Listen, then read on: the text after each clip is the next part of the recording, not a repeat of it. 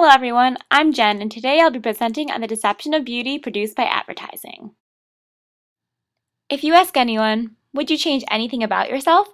I'm sure you'll get many responses that say yes. But why? A reason could be because of the media, particularly advertisements seen in it. The deception caused by media creates a notion of what beauty is, and the people start to conform to this idea. The intended effects of the media are to create a brand or product awareness while building a positive attitude towards that brand. By doing so, it is trying to induce a sense of need for the product to increase a person's purchase intention. However, with everything, unintended effects also arise. Whether or not advertisers know that advertisements found in magazines filled with beautiful, perfect people can lead to health issues. The social comparison theory states that people compare themselves to others in order to fix themselves in certain aspects. Even the beauty products advertised can cause a reevaluation of our own beauty and create a materialistic thought in our minds. Because of the ads, some may develop eating disorders, a low self-esteem, or even a need for plastic surgery. What we see in those advertisements are not realistic. Those models that are in those advertisements have gone through an abundant amount of photoshopping before the image is even released. The models you see in those magazines undergo a process called Photoshop. Photoshop can be defined as altering a digital photograph or other image using an image editing application. Its purpose is to make the models appear thinner, erase any flaws that may be visible, or any signs of aging. It makes the model appear perfect and symbolizing an ideal form of beauty. This clip I have here shows Photoshop in the works. If you skip to 2 minutes and 55 seconds, this is where the process of Photoshopping occurs. Usually it starts with the eyes and teeth being whitened, makeup and skin problems corrected, hair cleaned up, and all the body imperfections that can be thought of. The woman featured here is Philippa Hamilton. She's a former model for Ralph Lauren. The photo on the right is how she appears on the runway in a fashion show, while the photo on the left is Photoshop used to an extreme. This is how it all begins, the false perception of beauty. The media portrays beauty at an unattainable level. Here are advertisement models before and after pictures. The side-by-side pictures on the left are the originals, while the ones on the right have been altered. As you can see in every single picture, the model has been slimmed down. These images unknowingly tell society that being thin is in. Starting from the top left and going clockwise, can you see the difference? The first photo is one from an Ann Taylor ad. Her waist has been slimmed down dramatically. Next is the Candies ad, which made her look more defined and slimmer while adjusting the color as well.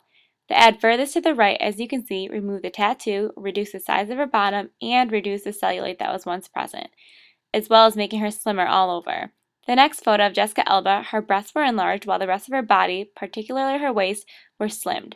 In the last ad, her breast and cleavage have been enhanced as well as slightly slimming her face. These also show the typical stereotypes of what a woman should look like.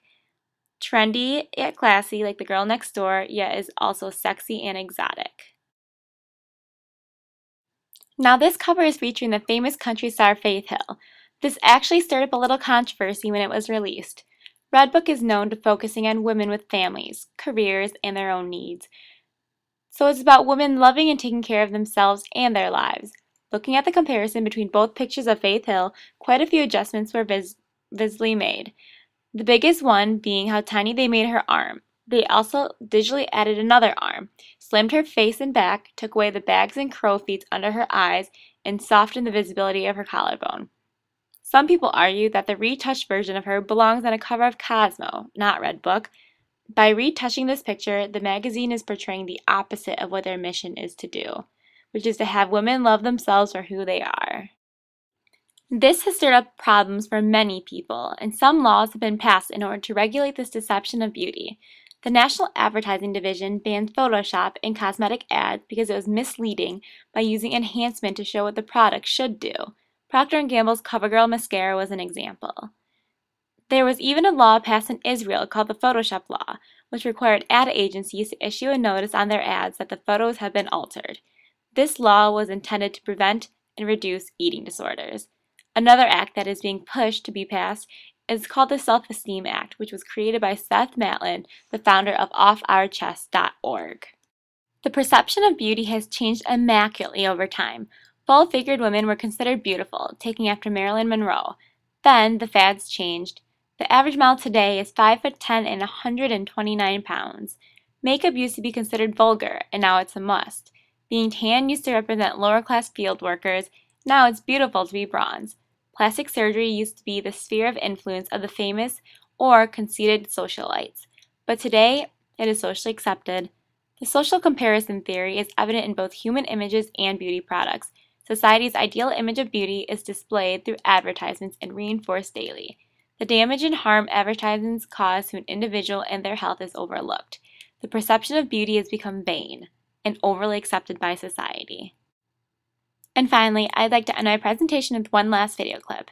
This link here, it shows the media's distortion of beauty and the effect it can have on society.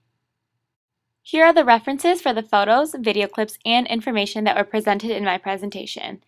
Thank you for watching.